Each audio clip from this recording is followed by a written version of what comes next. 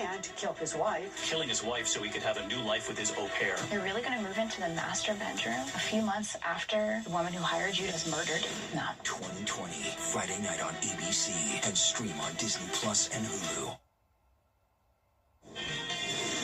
Right now on News Channel 6 and 7, Georgia's Civil Liberties Union is tracking more than 20 bills this session, including the Civil Rights Act. We're taking a closer look. And an officer-involved shooting investigation underway in Richmond County. What investigators say happened. Live from Television Park, this is WJBF News Channel 6 at 7. Everyone, I'm Dee Griffin. Thanks so much for joining us. Coverage you can count on begins with the ACLU of Georgia saying it's tracking legislation that could impact civil liberties. Atlanta Bureau Chief. Well, it's time now for a first look at our weather with Chief Meteorologist Jenna Petracci joining us now. And I enjoyed the temperatures today. Just a little bit of overcast, but it's pretty out there tonight. Yeah, looking nice all lit up over at SRP Park. And we do still have the cloudy skies and some pretty mild temperatures. You can see on our almanac today, we started out at 44 degrees, then we climbed to 75. So even though it was cloudy, we still managed to warm up quite a bit. And it's even warmer than it was yesterday by a whole 10 degrees in Augusta, 6 degrees warmer in Aiken. That means we're currently in the 60s still. So 68 in Augusta, 66 in Evans. Aiken, you're at 65 degrees. Same thing in Wrightsville and 64 in Lincolnton. So pretty consistent temperatures with a southwest breeze coming in. The winds have definitely settled down once the sun went down, and the winds are only up to around 6 miles per hour sustained, gusting up to around 15. So the lake wind advisory is no longer in effect. Temperatures will remain mild tonight, still at that 60-degree mark by 11 p.m.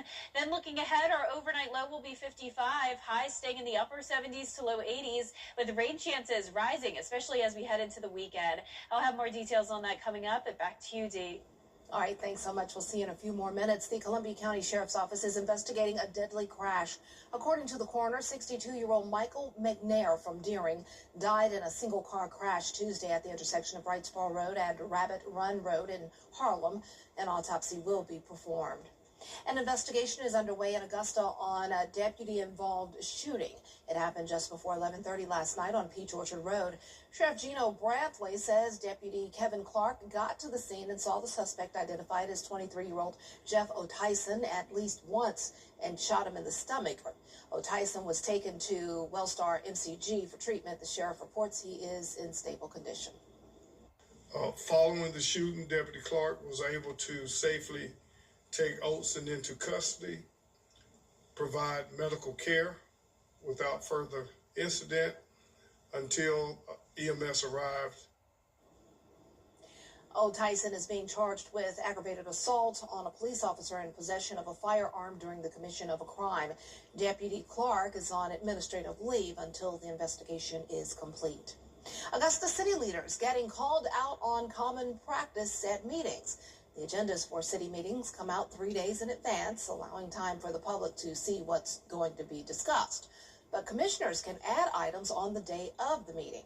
This week alone, they added 6 items with the public left in the dark about what was going to be discussed. They're totally transparency issues, and how do we hold them accountable for that? That's where the public needs to say, wait a minute, this wasn't on the agenda. Why are you putting it on? And they meet every 2 weeks. So was there an emergency? Mayor Pro Tem Wayne Guilfoyle says he doesn't like the late add-on because he wants to be prepared for meetings, but says he would not like to see the practice ended because emergencies do take place. The Salvation Army of Augusta has partnered with Farmhouse Burger to host a big drive. They're in need of diapers, pull-ups, and wipes. You can drop off your donated items throughout the month of February.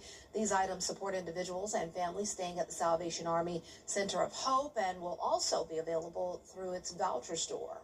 We've been averaging 14 children a night staying at our center of Hope. And so we have a big influx of children, and really it's stayed consistent that way for several years now, where we have this many children coming, and then also we can serve those who are in need who aren't necessarily staying at our Center of Hope as well. You can donate at either Farmhouse Burger location or at any Salvation Army location in the Augusta area. Well, February is American Heart Month, a time to focus on heart health. Heart disease is the leading cause of death in America. The CDC estimates one person dies every 34 seconds from the disease. Graham Lee has more. Data from the American Heart Association shows in 2025, nearly 700,000 people in the U.S. died from heart disease. Dr. Fayez Rahman says we're also seeing the impacts in our area. 1 in 3 deaths in the state of Georgia is related to cardiovascular disease. Seniors older than 60 have the highest risk of heart disease, but it can show up in younger adults or those with a family history. The most common symptoms are chest pain, shortness of breath, and fatigue, but it can be different in some cases. Particularly elderly women, if they may come in with a mental confusion state. They may come in with a fall at home, and when they come in, we find that they actually have the fall occurred because of a heart problem. Doctors say the best prevention methods are making small changes in your routine, especially when it comes to your diet and the amount of sleep you get every night. Inadequate sleep can lead to increased blood pressure, which is one of the risk factors for developing heart disease later on, and can also lead to weight gain, which is also one of the major risk factors. He says it's also important to check in regularly with your physician. Because a number of times we see patients who have not seen a primary care physician for years. So they need to hook up with a primary care physician. Exercise is the other key prevention method. As doctors say, you should be doing at least 30 minutes a day, most days of the week. That's exercise. They say setting small fitness goals to start and going up from there is the best thing to do to see success in the long term. An update in the measles outbreak in South Carolina. The State Department of Public Health reports 12 new cases since Friday, bringing the number to a total of 962. But there are signs of a slowdown in cases, doctors say. The state epidemiologist, Dr. Linda Bell, reports the slowdown in cases is a positive sign. She believes it's caused by an increase in MMR vaccinations. And if that uptick continues, we can reduce the possibility of another surge in cases as occurred after the holidays, or the introduction of cases into new areas. But filling the gap in population coverage from where we started is needed to end this outbreak. Dr. Bell says at least 20 people have been hospitalized from measles complications since the outbreak started. Well, coming up, Chatham County leaders are speaking out on the ice-involved deadly crash in Savannah. We'll have the latest details when we return. Good evening. We are continuing to warm up with some rain chances as we go into the end of the work week, and that will be followed by a big drop in temperatures early next week. I'll have your full Viper 6 forecast when we return. New Nissan? I'm attorney Latasha Barnes from the Barnes Law Office right here in Augusta, Georgia. If you've been injured, call me first. We are an all-female firm. We are women who win. Call us today or visit us at thebarneslawoffice.com. Now, your most accurate forecast with WJBF Live Viper 6. Welcome back. I want to start out with a very special shout out to Maxwell Elementary School in Thompson, Georgia. I visited this big group of second grade students this week, and they were all so fantastic. They did a great job coming up and presenting the forecast like you can see here in some of the pictures.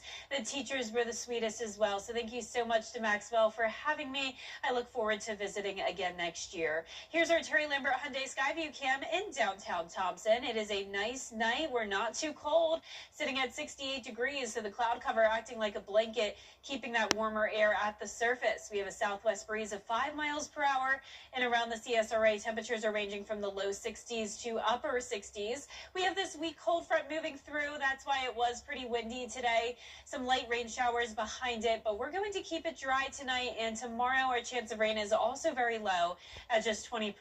Temperatures are going to continue to warm up. We're starting out our day in the mid-50s, and then we're going to be getting close to that 80-degree mark tomorrow afternoon and hitting 81 degrees on Friday. Now, what goes up must come down, as you know, and it is going to be feeling more like winter again as we go into early next week and wrap up the month of February. So get ready for some 50s It's a temperature roller coaster this week, and the winds are also going to be howling, especially on Friday, gusting between 35 to 40 miles per hour, back down to the 20-mile-per-hour range on Saturday, and then pretty breezy on Sunday due to that cold front coming through.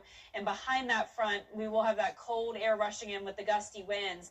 Rain chances will be the highest on Saturday, but it's not going to be a complete washout on any of these days. So let's time it out on your futurecast tomorrow at 6 a.m. Some light rain showers possible with the mostly cloudy skies. We will see some clearing tomorrow afternoon and evening, so not completely cloudy, but definitely more clouds than sunshine as we end the week with this southerly wind continuing to warm us up. As the cold front gets closer on Friday, that's when we'll have that higher chance of rain at 50%. And instead of passing us, this front will linger in the area and then eventually lift to the north of us as a warm front.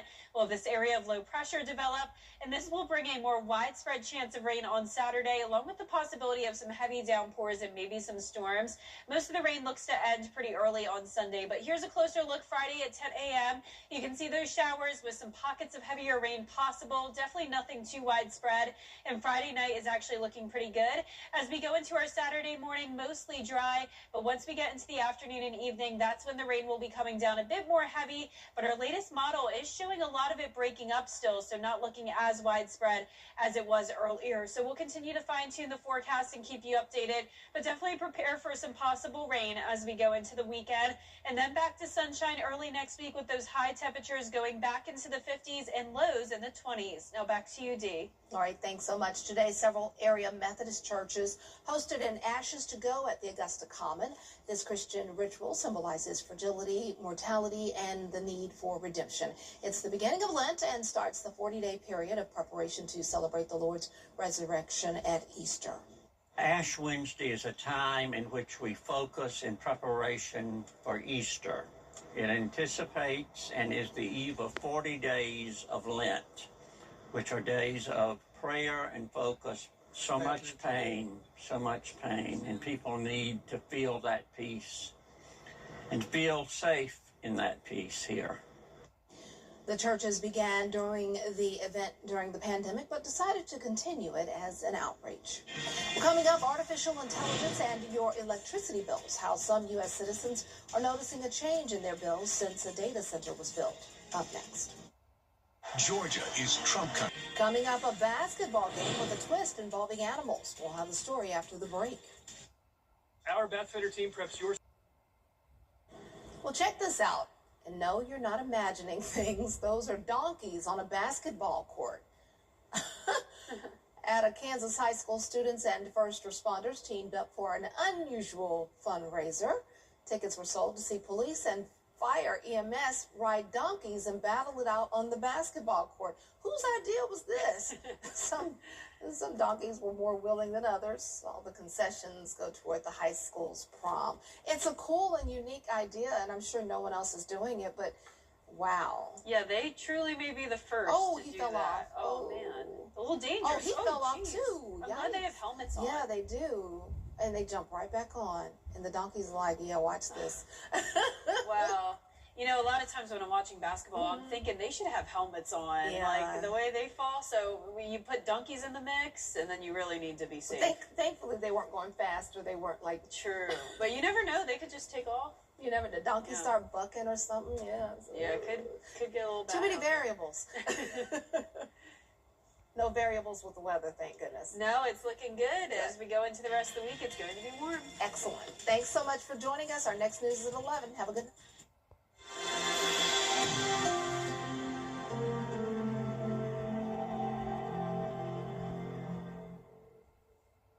The day my daughter was all nines.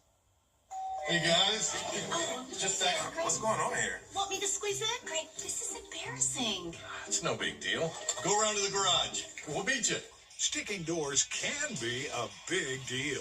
They could be a sign of foundation damage. For over 40 years, Ramjack has served families like yours and helped them restore the value of their largest investment. Visit ramjacksc.com to book your free foundation inspection today and get your home back on track with Ramjack.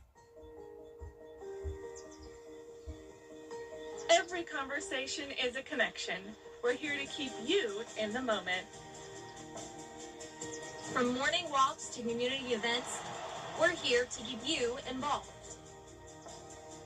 Life's best moments should be heard, and we're here to make sure you don't miss a thing. Hearing Associates of South Carolina, we're here for North Augusta. Hey, CSRA, Mike Murphy here.